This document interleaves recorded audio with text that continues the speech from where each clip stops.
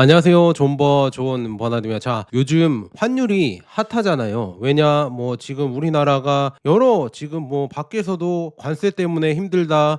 그다음에 내부적으로도 뭐 경제가 좀 안 좋다 하면서 한국에 대해서 걱정을 많이 하시는 분들이 부쩍 요즘 한국 경제에 대해서요 많아진 것 같아요. 그래서 한국 경제를 어느 정도 이렇게 실시간으로 보면서 파악할 수 있는 게 이 원화의 가치잖아요. 한국 돈의 가치. 그게 환율로 나타나잖아요. 그래서 그거를 뭐 국민들이 예의주시하고 있는 것 같아요. 그리고 환율에 따라서 우리가 수입하는 비용이랑 그다음에 해외여행 나가서 쓰는 비용, 그러니까 우리 물가라고 하죠. 이 물가가 실시간으로 반영이 되니까 더더욱 우리가 이 환율을 어떻게 하는지 거기에 관심이 엄청나게 쏠려 있습니다. 그래서 저도 경제 유튜버다 보니까 이 환율에 대해서도 제가 주목을 하거든요. 그런데 이게 또 뭐 정치 유튜버님들이 이거를 또 뭐 나라 문제가 많다 막 이렇게 하면서 이걸 엮어 주시니까 그쪽에서도 제 영상을 많이 보시는 것 같아요. 그래도 뭐 저는 경제적으로 뭐 정치적으로 저는 이거를 막 크게 읽을 생각은 없습니다. 물론 국제 정치적으로는 읽어 드리겠지만 우리가 뭐 일찍이냐 이찍이냐 막 이렇게 하시는 분들인데요. 저는 그거랑 관련이 없다는 거. 그래서 이 환율이 어떻게 될 것인가, 이게 진짜 중요하잖아요. 그리고 우리 개인적으로 어떻게 먹고 살 것인가, 그게 가장 중요하죠. 그래서 그런 얘기 한번 오늘도 해드리도록 하겠습니다. 그래서 존 버나드의 입장은 그냥 똑같습니다. 우리가 여기에서 어떻게 살아남아야 될까. 지금은 진짜 각자 생존을 해야 하고요. 진짜 생존을 해야 됩니다. 이 생존 문제가 달려있기 때문에 가만히 있으면은 진짜 가난해지는 시대이기 때문에 진짜 뭔가 해야 돼요. 그래서 그거를 어떻게 해야 되는지 존 버나드는 어떻게 하고 있는지 이거 한번 환율을 보면서 얘기해 드리도록 하겠습니다. 그래서 어떤 시청자분이 이렇게 댓글을 남겨주셨더라고요. 어제 LA 공항 1달러 환전이 2,100원 했다고 누가 이렇게 전했다고 하는데요. 그래서 뭐 LA 공항 1달러 환전이 2,100원? 그래서 이게 뭔 소린가 저도 확실하게 출처도 없고 카더라가 이렇게 나오니까, 그러니까 환전을 했는데 어디 환전소인지도 얘기가 안 나왔고 시간은 어느 때인지도 나오지 않았잖아요. 그래서 이런 거는 좀 두루뭉술하거든요. 그래서 뭐라고 답변은 못 드리겠지만 이게 걱정이라는 얘기잖아요. 그래서 그러면은 뭐 이렇게 생각하시는 분들이 있어요. 야, LA에서 이 환전을 하는데 2,100원이면은 진짜 나라 망하는 거 아니냐, 뭐 이렇게 얘기를 하시는 분들이 있어요. 근데 그거는 아닌 것 같거든요. 그래서 그거에 대해서 한번 자세하게 이 환전이나 이런 거에 대해서 한번 우리가 보고, 환율 걱정이시죠? 그걸 한번 보도록 하겠습니다. 자, 그래서 로스앤젤레스 국제공항 LA 공항에서 환전을 했다고 하는데요. 여기가 지금 ICE라고 해서 여기서 이렇게 담당을 하나 봅니다. 그래서 이거 주소도 제가 영상 이 설명란에 한번 올려놓을게요. 그래서 지금 제가 들어가서 11일 기준 환율로 봤거든요. 그래서 원달러 환율을 봤는데 이게 우리가 팔 때가 지금 1205원이고요. 우리가 달러를 살 때 1734원 이렇게 난다고 합니다. 그래서 이거를 한번 참고해 보시고요. 혹시나 환전소에 갔는데 2,100원을 달라고 하면은 그거 환전하면 안 되죠. 그렇게 환전할 필요 없고요. 진짜 정 급하다고 하면은 그럴 수도 있겠지만 웬만하면 그거는 합리적인 가격이 아니기 때문에 그걸 안 하시는 게 좋겠고요. 그래서 환율에 대해서 좀 얘기를 해드리자면, 한국은 자동 변동 환율입니다. 그래서 1997년 12월 이후 공식 환율은 시장에서 정해지며 따로 암시장이 없어요. 우리가 뭐 베네수엘라나 뭐 아르헨티나나 막 이렇게 망한 국가들이 뭐 따로 이제 환전 시장에서 암시장이 있다고 하지만 한국은 그런 거는 공식적으로 없습니다. 그래서 그냥 환율이 공식적으로 나오고요. 그 환율에 따라서 이 스프레드가, 그러니까 이런 환차익이라고 해야 되나, 이런 바꿀 때 이런 뭐라고 하죠, 수수료가 정해지고 그거에 따라서 이제 살 때랑 팔 때, 그러니까 현찰을 팔 때랑 살 때랑 이런 게 차이가 있고, 그다음에 송금할 때, 그다음에 받을 때 이런 게 차이가 생기는 거지, 뭐 암시장이 생겨서 뭐 그렇게 하는 건 아니다, 이렇게 말씀드립니다. 그래서 지금 보시면은요, 지금 환율이 한 1,429원에서 1,430원대 사이라고 합니다. 그래서 지금 이런 사이라고 하고요. 2,100원은 너무 비싸다, 그래서 안 하시는 게 좋을 것 같다, 이렇게 볼 수 있고요. 그래서 이 예시로 들자면 KB 국민 현찰을 살 때 뭐 1,453원, 그다음에 CT 현찰을 살 때 1,451원 이런 차이도 있습니다. 그런데 현찰 살 때가 좀 더 비싸고요. 팔 때는 좀 싸다는 거, 이렇게 볼 수가 있고. 그런데 뭐 유독 공항 환전이 비싼 이유는 이 공항점은 현찰 스프레드가 크게 붙는 구조라서 같은 은행이라도 시내 지점보다 비싼 경우가 많습니다. 인천공항 이쪽에서도 그렇거든요. 그러니까 현찰로 받는 거잖아요. 우리가 뭐 이렇게 계좌에 찍혀서 이거를 환전해서 받는 게 아니라 또 이제 현찰 돈으로 받는 거잖아요. 제가 그래서 실물금이랑 실물은행의 가치가 이 ETF보다 더 높다는 얘기가 다 그런 이유입니다. 실물로 받아야 되기 때문에. 그래서 우리가 여행을 하려고 하면 현금을 또 받아야 되잖아요. 현찰로 이걸 받아야 되니까 그게 더 조금 값이 더 나간다. 특히나 지금 LA 공항 있잖아요. LA 공항은 ICE가 다수 카운터를 운영하며 공항 환율표 있잖아요. 이게 이 자체가 카운터별 그다음에 주문 방식별로 더 불리할 수 있습니다. 그러니까 이거를 잘 모릅니다. 혹시나 2,100원이 될 수도 있겠죠. 근데 뭐 그거는 좀 비싼 거니까 웬만하면 하지 마셔라. 그래서 공항에 2,000원이 넘었다. 이걸 어떻게 해석해야 되냐? 이거는 뭐 국제 공식 환율은 아닙니다. 그런데 환전소별로 뭐 그렇게 자기들이 한다고 하면은 어쩔 수 없는 거죠. 그래서 한국에 이래 지금 뭐 2,000원이 넘었다. 2,100원이 어제 뭐 LA 공항에서 환전을 했는데 2,100원 달라고 했다. 그게 여러분들 한국의 공식 환율은 아니라는 거. 이게 중요한 거죠. 공식 환율이 아니라는 거 이렇게 말씀드리고요. 이거는 너무 지나친 뭐 이렇게 확대 해석입니다. LA에서 2,100원 받았으니까 우리나라 진짜 환율도 2,100원이고 위험하다. 이게 아니고요. 이거는 아니라고 봅니다. 그래서 지금 쭉 보시면은요. 여기 나와 있죠. 우리나라 환율이 1,430원이잖아요. 근데 2,000원을 받는다. 2,100원을 받는다. 뭐 이렇게 하면은요. 40% 마진입니다. 그래서 이거는 극악의 레벨이기 때문에 환전을 급하시지 않으면은 하지 마시고 시내점이나 아니면 이런 데로 가서 환전을 하시는 게 좋다.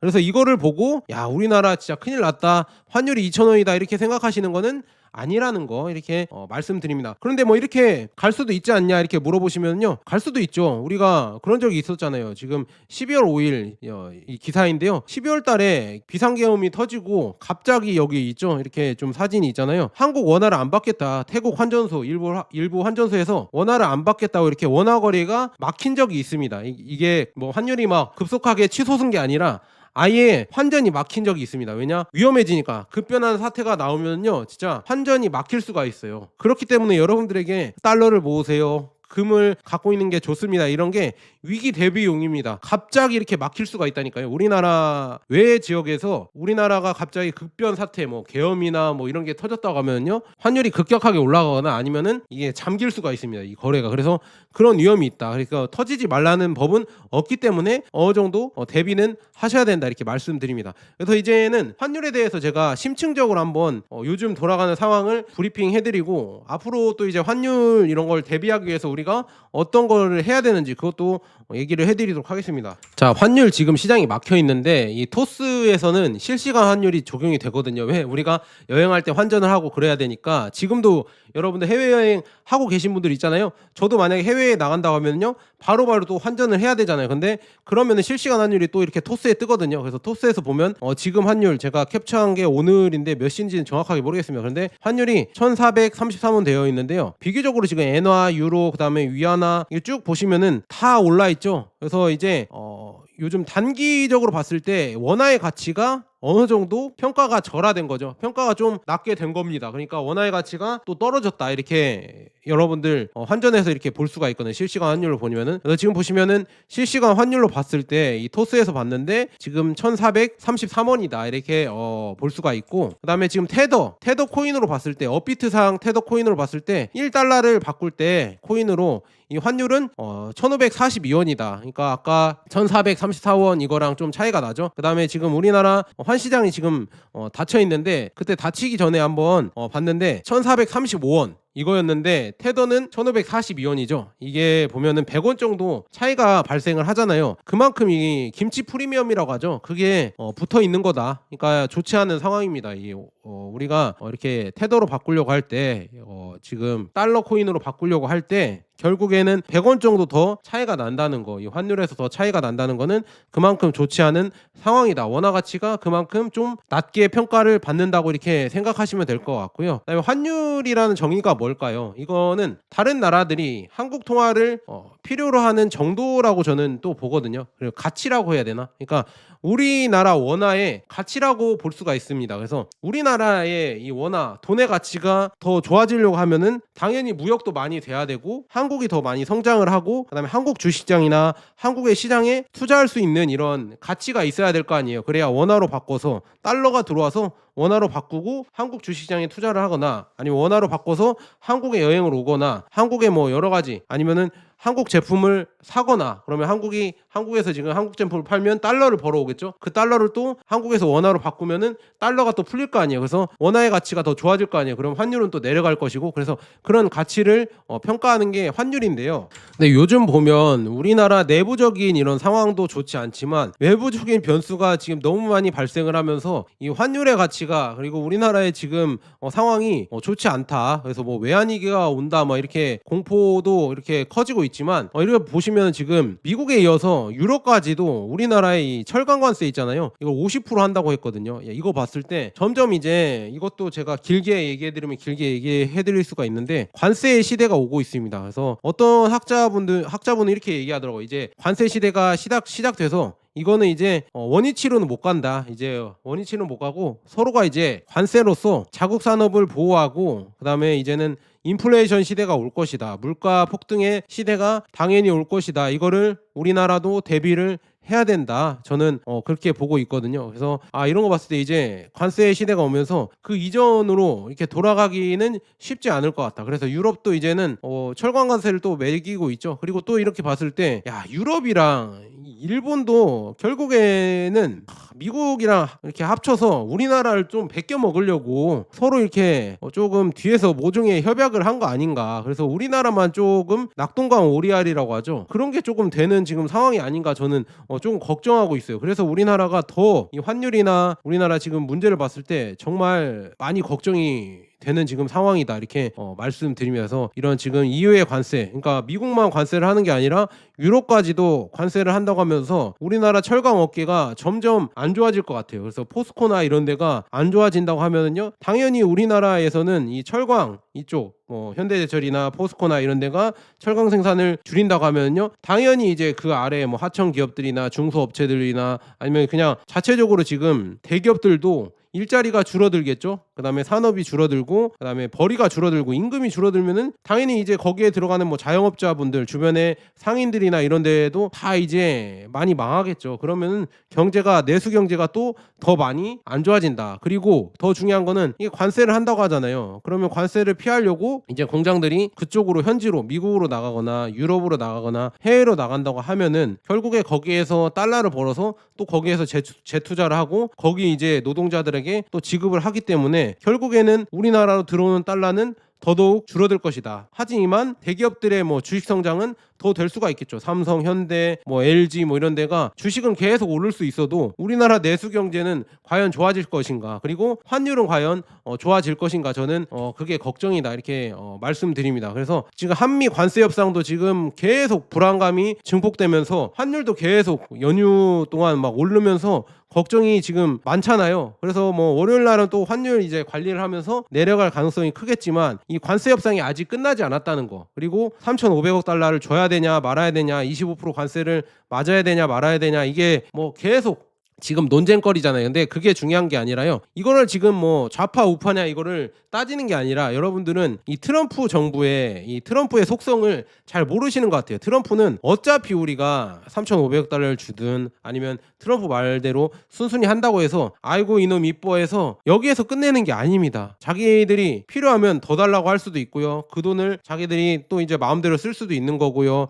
그리고 뭐 어떻게 하다가 이제 빠그라지면 또 우리한테 또 뭐라고 이렇게 우리 책임을 물을 수 있는 거고요. 그래서 중요한 건 뭐냐면요, 여러분들 진짜 이게 중요한 건 뭐냐, 친미냐 친중이냐 이게 중요한 게 아니에요. 여러분들 어느 쪽이든, 우리가 친중을 하든 친미를 하든 반미를 하든 반중을 하든 어느 쪽이든 우리가 제대로 서지 못하면은 망하는 건 확실합니다. 그러니까 여러분들 친구 사이에서도 얘랑 친하면, 뭐 부자 친구랑 친하면 내가 잘 될 수 있다 이렇게 생각하시는 분들이 있어요. 없잖아요. 물론 내가 그러니까 중요한 거는 잘 될 수 있는 이유는, 나도 능력이 있고 사업적으로 잘 된다고 하면 걔가 소개해주면서 잘 될 수 있어도 내 자체가 우뚝 서지 못하고 좀 내 자체가 잘나지 못하면은 어디랑 친하든 어디랑 안 친하든 어차피 망하는 거 똑같아요. 이거 이해되시죠? 그러니까 우리나라 자체적으로 이게 확실하게 어떤 이런 관점을 갖고 확실한 이런 원칙을 갖고 가야 됩니다. 그래서 친미를 하든 반미를 하든 뭐 반중을 하든 친중을 하든 이게 중요한 게 아니에요, 여러분들. 그러니까 지금 이런 급변하는 이런 상황 속에서는 존 버나드 유튜브 꾸준히 봐주시고요.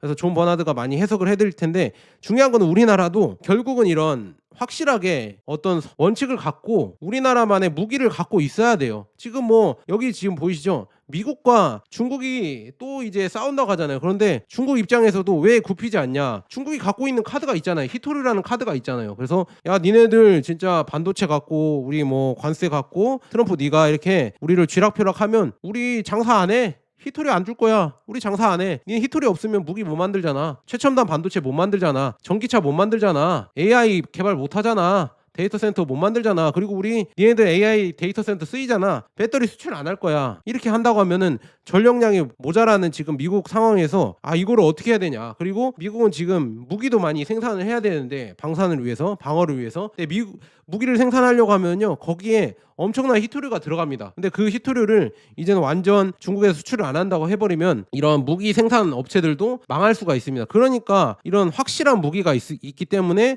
미국이랑 협상을 할 수 있는 거지. 중요한 게 우리가 미국을 너무 뭐 이렇게 좋아하고 뭐 종미라고 해야 되나? 미국을 막 완전 존경하고 우리의 은인이다 이렇게 해주는 것도 당연히 중요한데 중요한 거는 우리만의 확실한 무기가 있어야 당당하게 미국이랑도 이렇게 형님 미국 형님 협상하시죠 이렇게 할 수가 있는 겁니다. 그런데 우리나라는 확실한 무기가 뭐가 있는지 저는 솔직히 모르겠어요. 그러니까 우리가 뭐 친미를 하든 반미를 하든 이거는 제가 따로 영상을 마련하려고 하거든요. 어쨌든 우리나라한테는 중요한 게 아닙니다. 트럼프 입장에서 우리나라가 친미를 하든 반미를 하든 중요한 건 아니고요. 그렇다고 뭐 반미를 하면은 더 죽겠죠. 그러니까 잘 이렇게 여러분들 생각해 보시면은 좋을 것 같다 이렇게 말씀드리면서 우리나라 상황이 그러니까 지금 좋지 않다는 거예요. 지금 누가 이길지도 모르겠고 이 무역 협상에서 누가 유리하고 누가 불리하고 이거는 또 둘째치고 우리나라가 과연 여기에서 어떤 이런 뭐라고 하죠 레버리지를 사용할 수 있는지 이런 무기가 있는지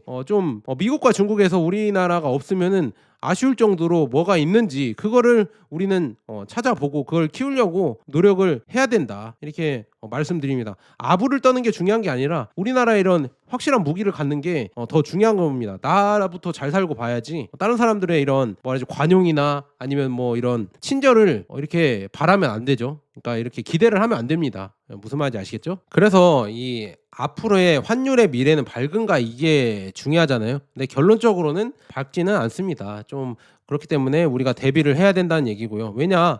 이 우리나라가 이제 저성장, 고령화, 저출산 뭐 이게 다 삼중고가 지금 엮여져 있죠. 그래서 한국의 경제 성장률은 1960년대랑 1990년대까지 연평균 9% 이상의 진짜 이 최고도 성장을 했습니다. 이게 9%가 어느 정도 수준이냐면요. 제가 이거 72의 법칙 혹시 아시나요? 71을요. 이 수익률로 나누면은요. 원금의 2배 되는 이런 기간이 나오는데요. 지금 72 나누기 9를 한번 해보겠습니다. 이렇게 하면은 8년이 나옵니다. 그러니까 여러분들 연평균 9%씩 성장을 한다고 하면은요 8년이 걸려서 여러분들의 자산이 2배가 되는 거예요. 그러니까 이 기간 동안 1960년대에서 90년대까지 그냥 8년 동안 계속 2배씩 이 여러분들의 자산이 늘어나는 겁니다. 엄청난 겁니다. 이 지금 30년 기간 동안 한 4번 정도의 이 자산 펌핑 2번씩 그러니까 이 2배씩 계속 한다고 하면 그게 복리로 작용한다고 하면요 엄청난 상승이었다. 그래서 이때에 여러분들이 뭐 자산을 일구거나 아니면 뭐 아파트를 사시거나 이런 거 하신 분들은 엄청나게 성장을 했겠죠. 장사를 했어도 이때는 잘 됐어요. 그런데 중요한 게 이 성장률이 점점 내려온다는 거. 이렇게 내려오죠. 내려오고 더 내려오고 이렇게 내려오면서 이제는 거의 뭐 1%에서 0%대 성장입니다. 그래서 0.8에서 0.9 이걸로 보고 있는데요. 이런 성장률에서는 여러분들 자영업 하시면 안 되죠. 자영업은 웬만하면 하지 마셔라. 그래서 주변에 진짜 사랑하는 친구, 뭐 사랑하는 가족 이런 사람들이 있으면 자영업 한다고 하면요 뜯어 말리세요. 진짜 싸다구를 때려서 야 너 지금 정신 차려라. 그래서 말리시고요. 그다음에 원수가 있다고 하면요 자영업 한다고 하면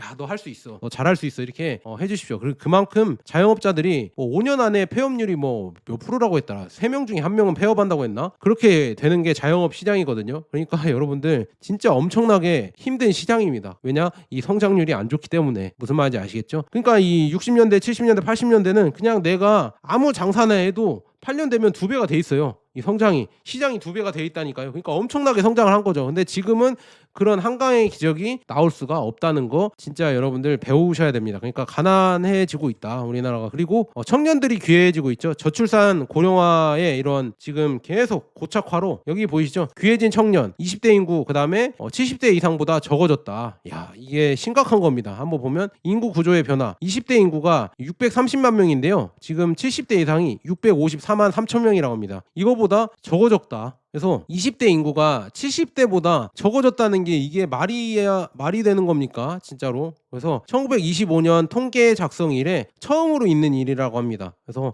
20대는 이제 성년 세대 중 가장 적은 마이너 세대가 됐다. 그러니까 이제 우리나라가 어디를 나가든 계속 이제는 탑골 공원화 될 거예요. 진짜 노인들이 많고 노인들이 많으면서 활력을 잃겠죠. 20대 30대들이 많아야 막 왁자지껄하고 얘네들이 술 먹고 토하고 장사도 잘 되고 얘네들 또 이제 돈도 많이 쓸 거 아니에요. 젊으니까 좀 그렇게 될 텐데 이제는 이 숫자가 70대보다 적다는데 그러니까 어떻게 되겠어요. 이 내수 시장은 진짜 완전 좋지 않게 되겠죠. 그래서 20대 인구는 지금 여기 나와 있죠. 2020년 703만 명을 정점 이후에 4년 연속 감소하고 있습니다. 그래서 매년 14만에서 21만 명씩 줄어들고 있다. 그리고 연령별 인구 현황을 보면요. 50대가 871만 3천 명 최다고요. 그다음에 40대가 780만 9천 명, 그다음에 60대가 779만 1천 명, 그다음에 20대가 630만 2천 명 급감을 했고 최다이고. 그런데 60대 분들도 이제 70대로 들어가면은요. 이 숫자가 늘어나는 건 이제 우리가 고령화 시대가 가면서 그리고 이제는 장수하시잖아요. 그래서 더 많이 아마 70대 이상이 더 많이 늘어날 것이다. 참 걱정이 됩니다. 20대 이상은 더 줄어들 텐데 앞으로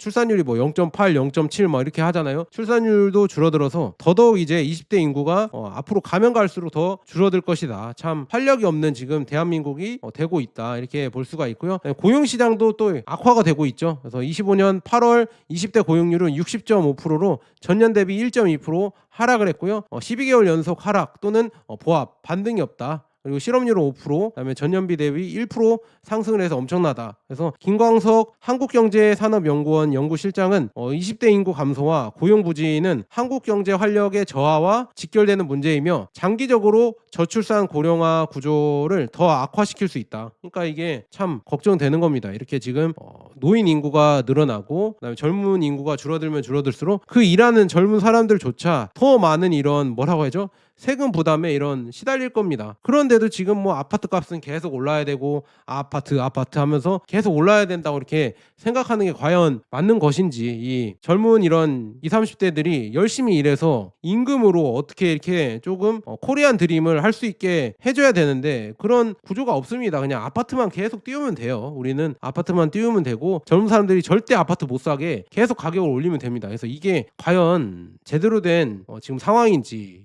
모르겠습니다. 너무 이 자본주의 시대에서도 제가 봤을 때는 너무 자본만 이렇게 취득하면은 빈부격차가 늘어나면서 미국이 지금 1930년대 대공황이 왔었거든요. 그런 대공황이 오는 겁니다. 우리나라도 충분히 대공황이 올 수가 있다. 지금 점점 그런 게 다가오는 것 같아요. 그래서 참 걱정이 많이 됩니다. 그래서 우리나라도 크게 위기가 있어야 이런 고착화된 이런 산업 현상이 아마도 사회 현상이 해결되지 않을까. 이 자체적으로 내부적으로 우리가 뭐 단결을 해서 절약을 하고 서로 양보하고 이거를 헤쳐나간다? 절대 그렇게 할 수 없습니다. 정치적인 것도 그렇고요. 국민적으로도 절대 이제 분열됐기 때문에 그걸 할 수가 없는 지금 상황이라서 너무 안타깝다. 이렇게 말씀드리고 그 다음에 지금 노인 빈곤율도 이거 한국이 1위입니다. 참 이렇게 조사기관에서 이렇게 OECD에서 노인 빈곤율을 봤는데요. 한국이 또 이런 건 또 1위 합니다. 노인 빈곤율 이런 거 뭐 안 좋은 거는 한국이 1위를 잘해요. 그래서 대단하다. 그래서 66세 이상 인구 10명 중에 4명이 상대적으로 이제 소득이 빈곤층이다. 그래서 지금 뭐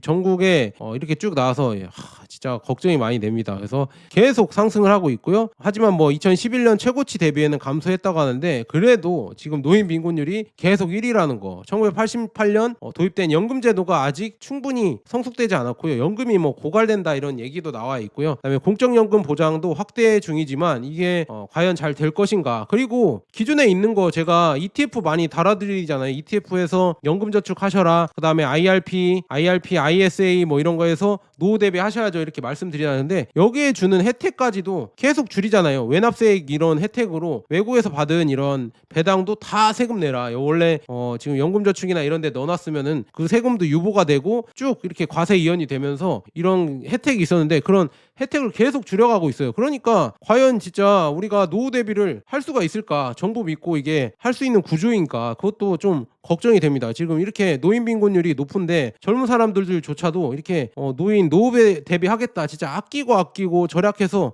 이런 뭐 IRP나 ISA나 그다음에 연금저축으로 ETF를 모으는데 그것조차도 또 빼먹으려고 하니까 참 안타깝습니다. 진짜 우리 노후 대비는 진짜 각자 도생인 것 같다. 이렇게 여러분들에게 말씀드리고요. 그다음에 지금 공무원 인기가 줄어든다. 이것도 제가 따로 영상을 하고 싶은데 공무원 인기가 줄어들어서 이게 뭔지 이렇게 좀 파악을 하다 보니까 원론적으로 보면은 역시나 뭐 임금이 적어서 그렇다.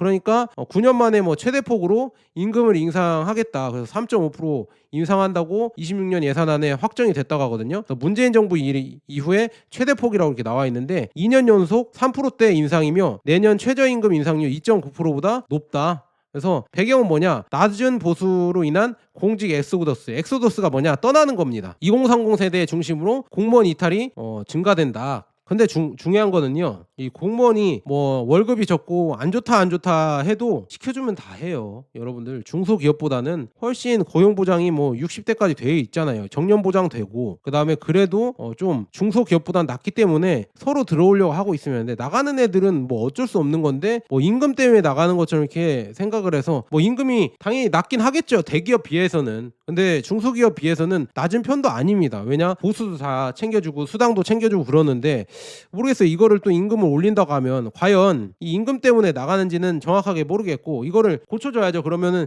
임금이 문제라고 하면은요 성과 보상을 할 수 있고 그다음에 노력 대비 이렇게 많은 이렇게 보수를 받을 수 있게 해주면서 정년 보장을 깨던가 정년 보장을 안 해주겠다 그 대신 잘릴 수도 있다 이렇게 해줘야 그렇다고 하면 아마 공무원 들어올 사람들 없을걸요. 또 그렇게 하면 안 합니다. 그러니까 우리나라는 진짜 다들 이제 꿀만 빨려고 하는 사람들이 너무 많아요. 이득만 챙기려고 하는 사람들이 너무 많아서 문제입니다. 정년 보장도 되고 돈도 많이 벌고 싶어. 이게 잘못된 거죠. 여러분들 무슨 말인지 아시겠죠? 그러니까 이게 다 불평등이 생기는 거고 그러니까 중요한 거는 이 공무원 임금을 어디서 높이겠어요. 이 공무원들이 외화를 벌어오거나 뭐 생산을 해서 우리 뭐 이렇게 경제를 살리는 주체가 아니잖아요. 이 서비스를 해주는 이런 직업인데 이거 여기에 대한 임금을 높인다고 하면은 뭐 첫째로 뭐 우리 세금을 많이 거둘 수가 있겠죠. 세금으로 많이 쓰이겠죠. 그다음에 뭐 다른 거는 뭐 돈이 없다고 하면 우리나라 국채를 많이 찍어내서 그걸 찍어서 여기에다 주겠죠. 그럼 시중의 원화가 또 많이 풀리는 겁니다. 그럼 환율은 다시 또 올라가겠죠. 그래서 이런 걸 여러분들 잘 보시면은 될 것 같다. 그런데 뭐 국세청에서는 뭐 민간 이직을 해서 월급이 16배가 오른 공무원이 있다. 참 이런 거 보면서 야 진짜 우리나라는 빨리 챙기는 게 가장 이득이지 않을까. 가장 중요합니다. 이게 참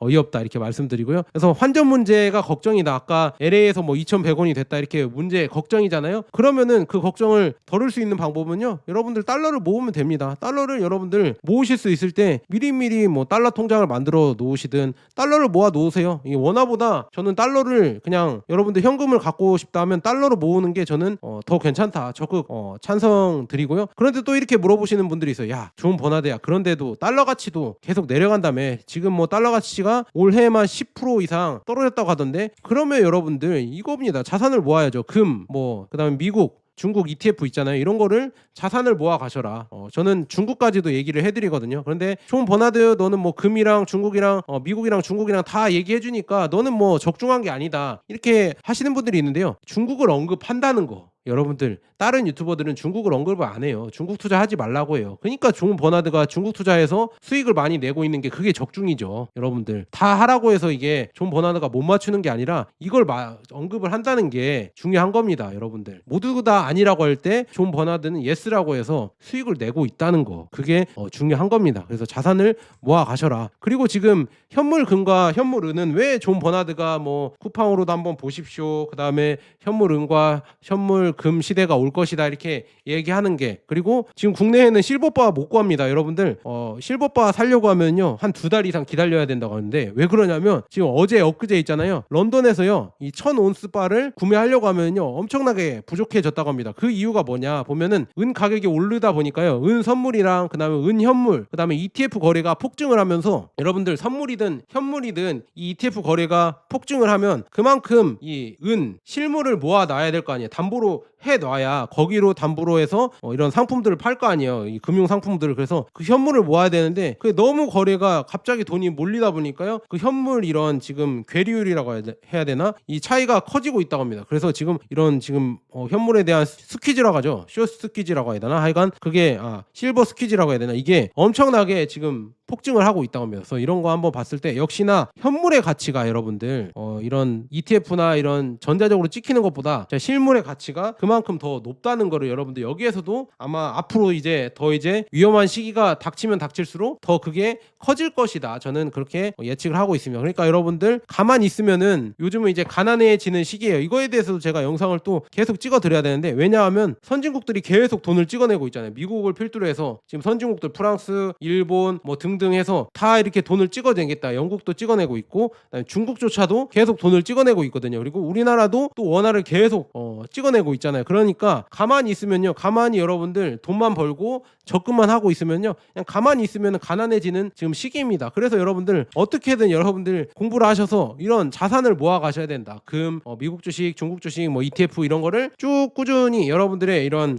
객관적인 판단을 해서 투자를 하셔야 된다. 이렇게 말씀드립니다. 저는 그렇게 보고 투자를 하고 있고 이런 경제 이런 상식들이나 경제 이런 문제들을 이렇게 읽어 드리니까 여러분들 좋아요랑 구독 한 번씩 부탁드립니다. 자, 여기까지 좋은 번화 됐으면 여러분 감사합니다.